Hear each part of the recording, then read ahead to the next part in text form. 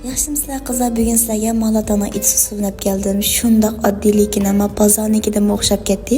Amsa datlar videoda bo'lsin. Ketarlisizlar bo'lsa o'zimizning yaxshi ko'ziga asosan tayyorlasak bo'ldi. Men bu o'zimning yaxshi ko'rgan saylarini soldim. Eng muhim bo'lsa sut, hamda tezqo, cho'ngstamdan mushu Maladan tezqosini biz tayyorlab olamiz. Maydan pek oz qo'yamiz qizlar. Hamda bu tezqodan bir bo'lgan savetimiz. Azroq qo'rib bo'lgandan keyin tezqoni shunda mizik biroq chiqdi. Hamda suv qo'yib olamiz. Suvning miqdorini pek qo'yib yetmaymiz. Hamda tez pishgan şeylerimizni savolamiz. Mogolarni, opiyanlarni do'yani savasak bo'ldi. Qo'noq yaxshi ko'rgan qizlar qo'noq savasadan pek o'xshaydi. Hamda yupay-sepaylarni silib aralashtirib, tuz qo'ymaymiz chunki qizlar avval eng og'ir tuzni tetsak bo'ldi.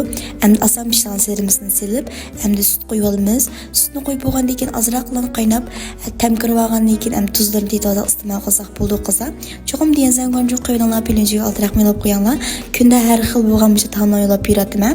Qo'llash uchun birinchi oltiroq miyaga yo'lab qo'yinglar. Kelasini ko'rsalyamsan, xayr xo'sh.